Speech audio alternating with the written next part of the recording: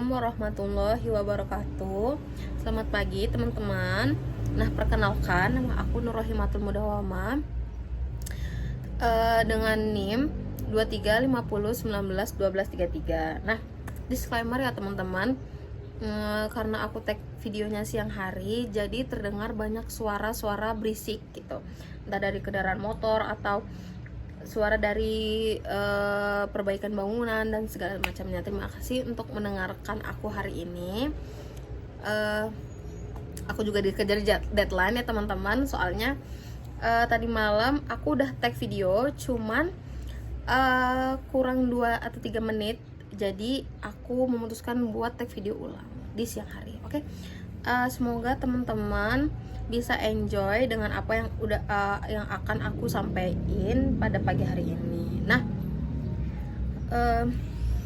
teman-teman, presentasi aku hari ini dari materi kuliah kimia analisis dasar. Nah, judulnya itu prinsip dasar analisis kualitatif senyawa anorganik. Nah, buat kalian bertanya-tanya apa sih itu analisis kualitatif senyawa anorganik? Nah, apa itu? Nah, itu tuh adalah cabang kimia analitik yang bertujuan untuk mengidentifikasi unsur atau senyawa yang terdapat dalam suatu sampel anorganik tanpa menentukan jumlahnya. Jadi kalau misalnya kalian cuman pengen tahu di sampel ini ada unsur apa aja, ada senyawa apa aja, kalian bisa menggunakan analisis kualitatif. Nah, tapi kalau misalnya kalian butuh untuk mengetahui seberapa banyak kadarnya, kalian bisa menggunakan analisis kuantitatif. Nah, seperti itulah ya teman-teman kurang lebihnya. Nah, lanjut ke slide berikutnya. Nah, capaian pembelajaran yang harus kita capai, yang harus teman-teman capai setelah mendengarkan presentasi aku hari ini, kalian harus mengetahui dan menjelaskan pengamatan yang dapat dilakukan dalam analisis kualitatif senyawa anorganik. Habis itu, mengetahui dan menjelaskan jenis reaksi dalam analisis kualitatif senyawa anorganik. Yang ketiga, mengetahui dan dapat juga menjelaskan tahapan dalam analisis kualitatif senyawa anorganik. Kemudian kalian juga dapat merancang prosedur analisis kualitatif senyawa anorganik. Nah, secara garis besarnya aku bakal banyak jelasin tentang jenis-jenis reaksi, tahapan analisis kualitatif, dan teknik eksperimen dalam analisis kualitatif senyawa anorganik. Kita masuk ke pendahuluannya dulu nih. Nah, secara umum untuk melakukan analisis kualitatif senyawa anorganik atau mengidentifikasi dapat kita lakukan dalam 3 cara pengamatan. Nah, 3 cara pengamatannya itu apa aja sih? Nah, dalam analisis ini, dalam prinsip dasar analisis ini, kita membutuhkan pengamatan secara fisika. Nah, secara fisika itu kita dapat melakukan pengamatan si sampelnya secara organoleptik. Organoleptik itu apa sih gitu? Organoleptik itu biasanya menggunakan panca indera, seperti kita dapat melihat bentuknya ini apa gitu, kristal kah, hablur kah dia gitu, warnanya apa, putih kah dia, kuning kah dia gitu, biru kah dia gitu. Nah, itu kemudian ada rasanya asin atau manis atau pahit. Terus kita juga dapat mencium baunya. Nah, ini dia berbaukah atau tidak berbau gitu. Itu secara organoleptik. Nah, kita bisa juga mengamati dalam uji nyala. Uji nyala itu apa sih gitu. Nah, kita biasanya melakukan uji nyala dengan menggunakan api bunsen. Nah, uji nyala itu secara pengertiannya itu adalah pengamatan warna yang dipancarkan senyawa jika diinteraksikan oleh sumber panas atau api. Nah, biasanya kita pakai api bunsen ya teman-teman kalau buat praktikum.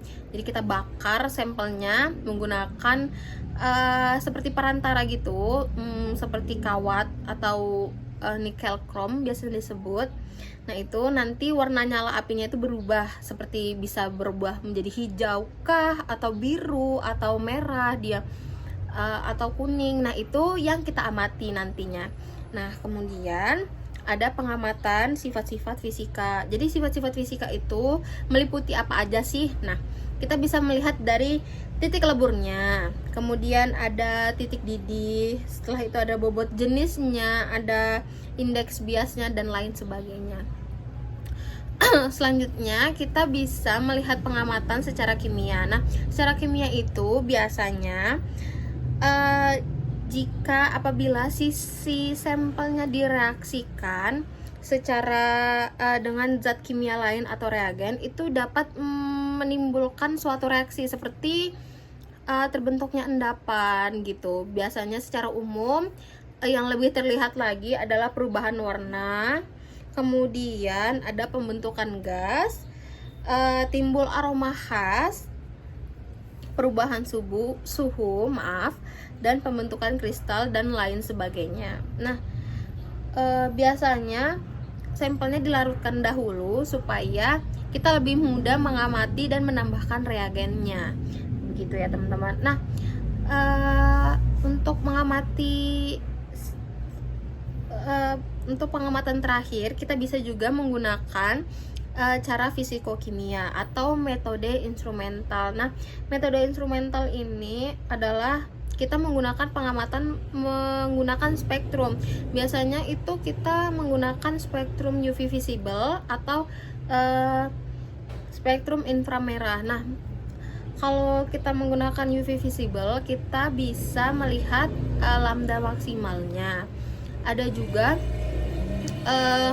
kita menggunakan spektrum inframerah itu kita bisa langsung melihat bilangan gelombang khasnya. Jadi senyawanya atau unsurnya itu kita bisa tahu ini unsur apa gitu. Nah, lanjut ke slide berikutnya. Jenis reaksi dalam analisis kualitatif itu ada dua. Nah, yang aku bilang tadi ada reaksi kering, kemudian ada reaksi basah. Nah, reaksi kering itu biasanya dia langsung menggunakan sampel dalam bentuknya padatan.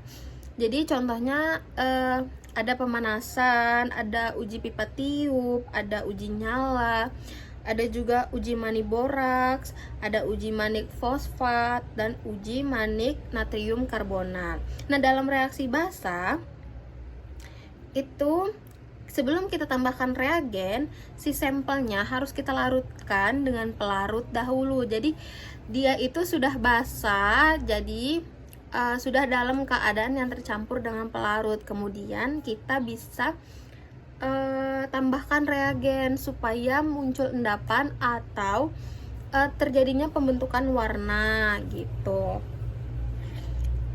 Supaya hasil si reagen, ketika ditambahkan reagennya ini bisa kita amati dengan jelas.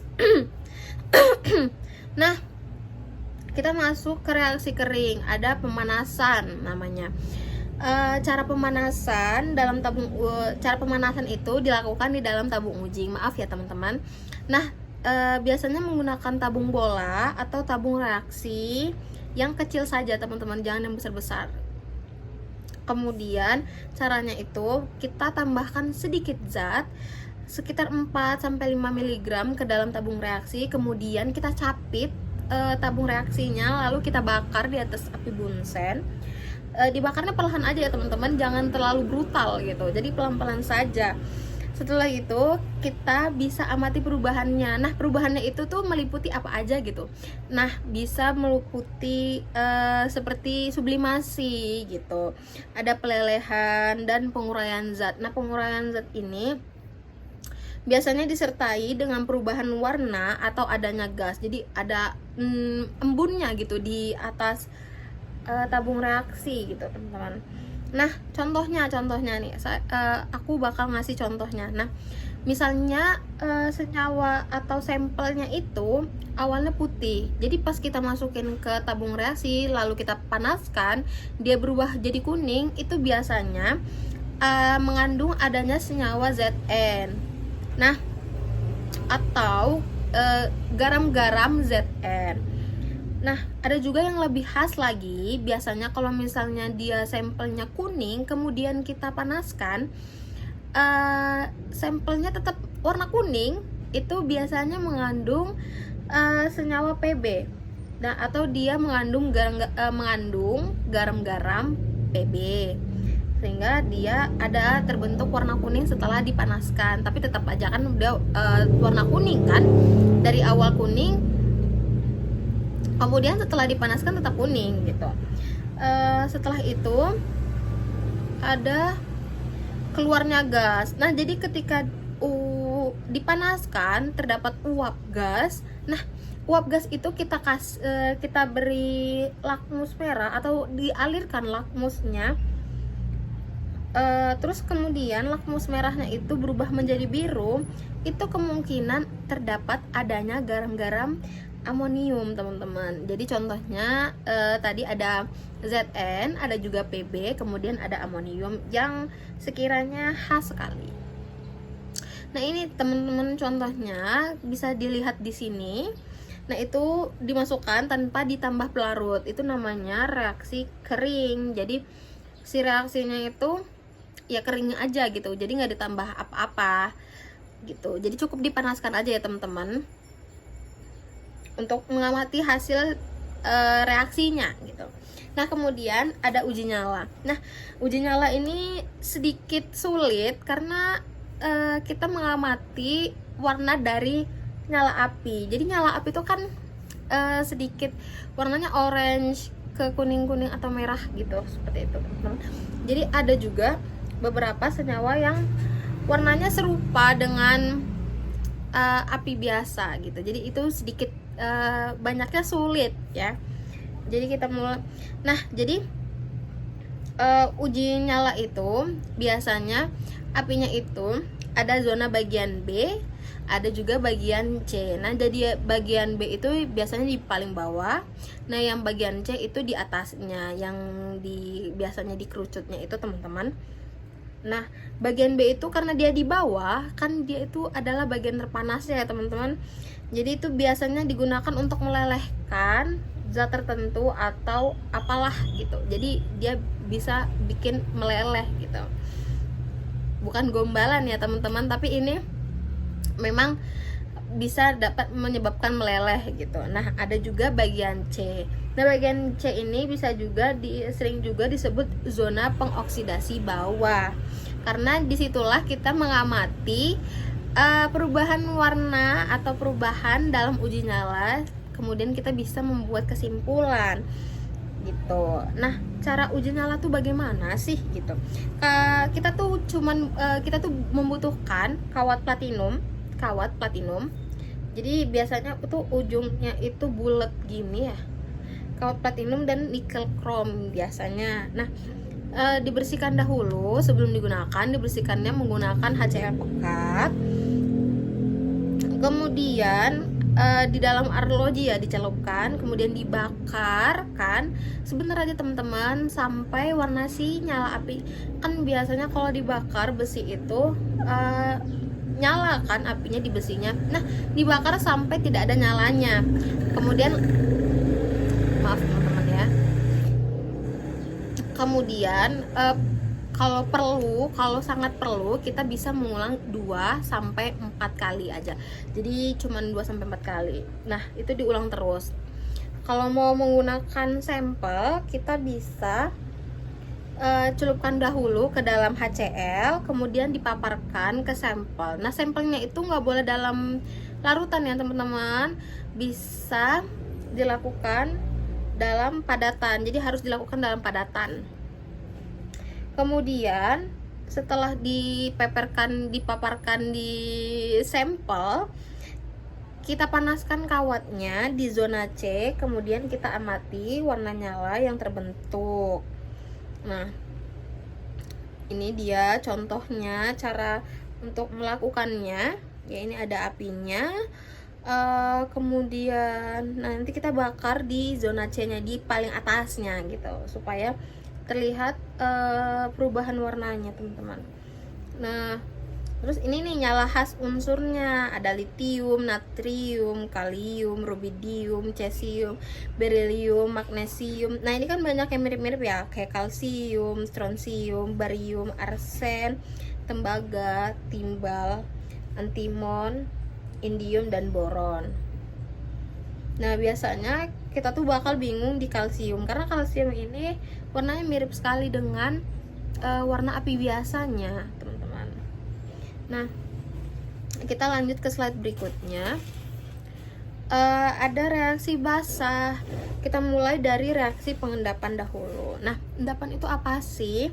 Jadi endapan itu adalah zat yang memisahkan diri sebagai suatu fase padat dalam suatu larutan. Jika si larutannya ini jenuh, ya kan, dengan zat yang bersangkutan atau zat sampel, maka terjadilah endapan, terbentuklah endapan di bawah. Nah, biasanya ini si endapan itu berupanya kristalin atau koloid, jadi di bawah ya teman-teman. Nah, kemudian endapan itu bisa dipisahkan dari larutan dengan cara penyaringan atau sentrifugasi. Jadi saring dulu, kemudian endapannya diambil. Ada juga mungkin bisa disentrifugasi dahulu. Dalam analisa kualitatif ini, ya kan, reagen yang digunakan untuk membentuk endapan itu tidak boleh berlebihan ya teman-teman, karena berlebihan zat reagen pengendap itu dapat membentuk senyawa kompleks, kemudian dapat menyebabkan sebagian endapan itu terlarut gitu. Makanya tidak boleh berlebihan, gunakan aja secukupnya aja gitu ya teman-teman. Nah, ini contohnya teman-teman. Nah, ini ada endapan di bawah warna putih ya, bisa dilihat. Juga pasti teman-teman pernah melakukan uji seperti ini, jadi dilihat dan dihafal ya teman-teman. Nah, selanjutnya kita masuk ke reaksi pembentukan gas. Nah, gas hasil dari reaksi yang terbentuk itu bisa diamati dengan beberapa cara. Nah, itu banyak sekali caranya teman-teman. Bisa digunakan jika sudah terbentuk gas, kita bisa mengamati dengan panca indera atau organoleptik tadi kan.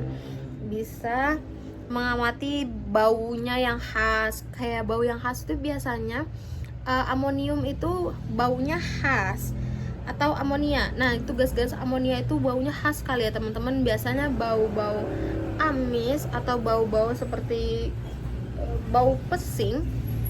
Jadi baunya khas sekali. Kemudian itu ada dari warnanya. Gasnya tuh biasanya dia berwarna kabut asap doang biasanya, atau si kabut asapnya ini berwarna gitu. Nah, yang contohnya berwarna itu adalah gas NO2. Jadi warnanya tuh merah kecoklatan, teman-teman. Nah, terus kita juga dapat mereaksi dengan reagen kimia sehingga mudah diamati. Jadi untuk mudah mengamatinya, kita bisa menambahkan reagen kimia, teman-teman. Nah, contohnya untuk membentuk kabut amonium klorida, kita bisa uap HCl dari hasil reaksi direaksikan lagi dengan NH4OH pekat. Nah, untuk mengidentifikasi itu adanya anion Cl-. Jadi reaksinya seperti ini, ada klorida plus H2SO4 sama dengan itu membentuk HCl plus H2SO4. HCl plus H2SO4. Terus kemudian HCl plus NH4OH sama dengan menghasilkan NH4Cl dan H2O yang membentuk kabut asap. Nah, habis itu nih kita bisa lihat ya teman-teman, ini ada bentuk kabut dari tabung yang berlabel NH4OH. Jadi bisa diperhatikan teman-teman, seperti ini ya contohnya jika reaksinya berhasil. Nah, setelah itu kita masuk ke reaksi pembentukan gas lagi. Contoh selanjutnya itu dia terbentuknya endapan apabila gas CO2 hasil reaksi direaksikan lagi dengan air kapur atau air burit, kan, digunakan untuk mengidentifikasi adanya anion. Anion ini biasanya menggunakan gas untuk mengidentifikasi. Jadi untuk mengidentifikasi ion karbonat CO32- melalui reaksi pembentukan gas CO2, kita bisa menggunakan pipa. Ini ada pipanya, teman-teman. Nah, ion karbonat bereaksi dengan asam menghasilkan gas karbon dioksida CO2. Nah, gas CO2 ini diairkan ke tabung yang berisi air kapur atau air burit. Nah, ini reaksinya CO32- plus 2H plus menghasilkan CO2 plus H2O. Nah, yang B ini ada CO2 plus CaOH2 menghasilkan, nah ini kan keruh nih, Ca. Kemudian dia menghasilkan CaCO3 endapan putih plus H2O. Atau CO2 ditambah BaOH2 menghasilkan endapan putih BaCO3 plus H2O. Nah, adanya endapan putih menandakan terbentuknya CaCO3 atau BaCO3 yang tidak larut. Jadi dia mengonfirmasi keberadaan ion karbonat dalam sampel uji. Jadi untuk menentukan ion karbonat itu mungkin terbentuknya endapan putih setelah ditambahkan CaCO3 atau BaCO3. Nah, ini tuh sering sekali digunakan dalam analisis kualitatif. Biasanya ini tuh untuk mendeteksi karbonat di laboratorium kimia gitu, teman-teman. Nah, kemudian kita masuk ke reaksi pembentukan kristal. Jadi ada molekul asam pikrat, dia biasanya mengandung gugus OH. Nah, ini dia molekul asam pikrat ini mengandung gugus OH dan 3 gugus nitro. Jadi kemudian dia tuh direaksikan dengan ion kalium atau K+. Nah, di sebelahnya kan setelah direaksikan ternyata si kalium ini menggantikan fungsi hidrogen pada gugus OH, kemudian menghasilkan garam kalium pikrat sehingga terbentuklah kristal jarum. Nah, ini nih kristal jarumnya bisa dilihat. Nah, biasanya reaksi ini disebut reaksi presipitasi, atau kita bisa mengartikannya di mana itu terbentuknya senyawa baru yang cenderung bisa mengkristal karena kelarutannya rendah. Jadi karena kelarutannya rendah, jadi dia tuh mengkristal gitu loh, teman-teman. Gitu. Nah, ini dia contohnya, bentuknya kristal ya, teman-teman. Karena dia kelautan rendah. Nah, itu biasanya dilihat dari mikroskop. Nah, iya, mikroskop. Nah, dilihat dari situ ya, teman-teman. Nah, dibentuknya. Nah, kita masuk ke analisis kualitatif. Nah, identifikasi, konfirmasi versus blank identifikasi. Nah, kita masuk ke tahapan analisis kualitatif senyawa anorganik. Analisis kualitatif senyawa anorganik dengan metode klasik dilakukan berdasarkan karakteristik spesifik senyawa tersebut. Nah, untuk mengetahui karakteristik tersebut dilakukan pengujian secara fisika maupun kimia. Jadi analisis kualitatif senyawa anorganik biasanya dilakukan dengan metode klasik. Nah, setelah itu karena kita sudah mengecek karakteristiknya tadi dengan cara di atas, ya seperti reaksi basah, reaksi kering, uji nyala, pemanasan, pembentukan gas, kan sudah dapat ya karakteristik spesifiknya itu apa gitu, senyawanya apa. Nah, kemudian untuk mengetahui tahap selanjutnya, kita bisa melakukan pengujian secara fisika maupun secara kimia. Jadi kita melakukan uji lagi gitu, teman-teman. Nah, Secara umum, tahapan yang harus dilakukan dalam analisis kualitatif senyawa anorganik dengan metode klasik sebagai berikut. Untuk blank identifikasi adalah, jadi untuk blank identifikasi atau identifikasi yang tidak diketahui, kita bisa melakukan pemeriksaan pendahuluan, yaitu kita bisa pengecekan secara organoleptik, kayak bau tadi, bentuk, warna, rasa, dan lain sebagainya ya teman-teman. Apakah dia bentuknya hablur kah, atau kristal gitu, atau warnanya hijau, putih, tidak berwarna, atau kuning gitu. Itu bisa kita lihat dahulu, kemudian kita bisa rasakan entah dia rasanya pahit kah, asam kah dia gitu, atau manis dia. Terus kita pemeriksaan ion logam kation dalam larutan. Jadi reaksi golongan, kemudian kita ke tahap selanjutnya reaksi spesifik. Kemudian pemeriksaan anion dalam larutan.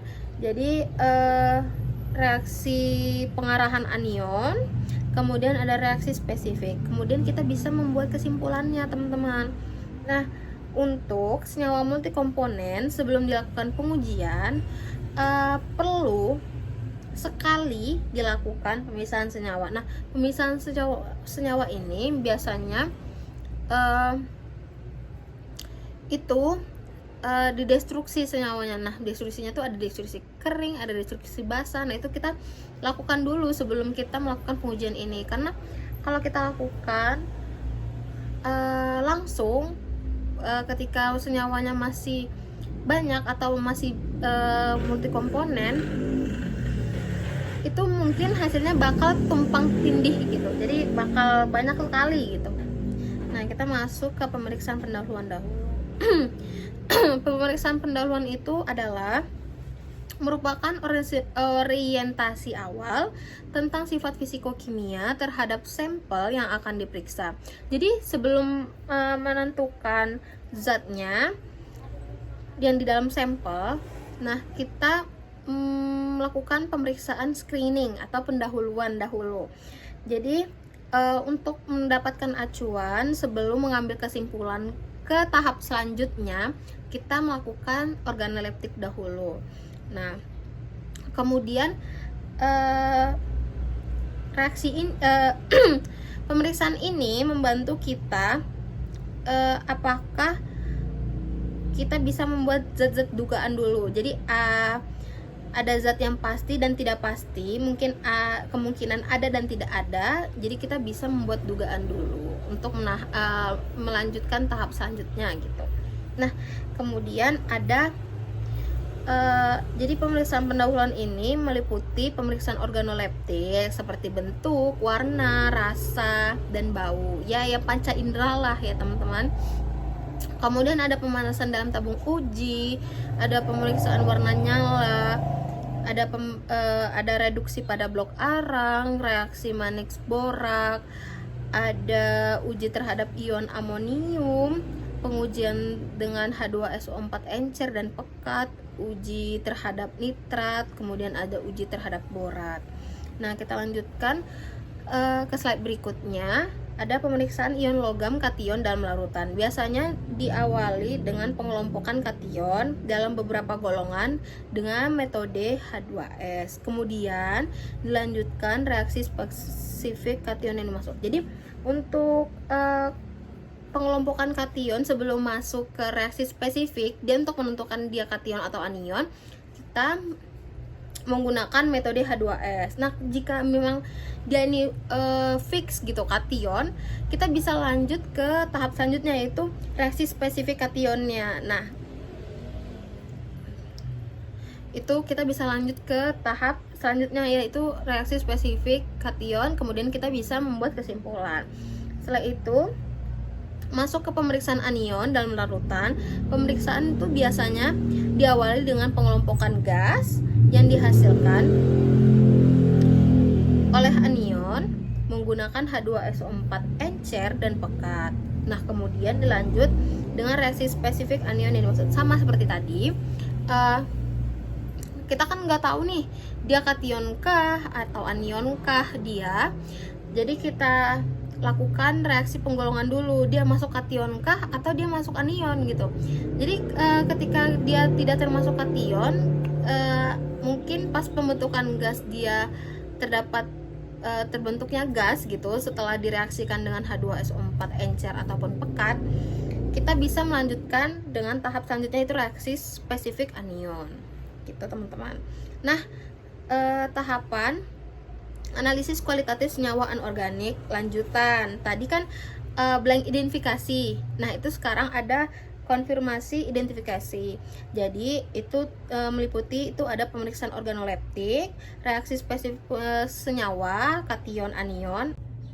Yang terakhir adalah membuat kesimpulan. Nah, catatan untuk senyawa multikomponen sebelum dilakukan pengujian, ada kalanya diperlukan pemisahan senyawa. Terakhir, nih kalian bisa lihat ini ada contohnya literatur, ada klorida, kemudian ada natrium klorida. Nah, ini contohnya saja ya teman-teman. Ini biasanya diambil dari buku Vogel ataupun Farmakope Indonesia. Nah, terima kasih ya teman-teman sudah menyimak atau menyimak dan mendengarkan presentasi saya hari ini. Semoga teman-teman semua diberi kesehatan. Terima kasih. Mohon maaf bila ada kurang dan lebihnya. Saya Nur Rahmatul Mudawama, mohon pamit. Terima kasih ya teman-teman.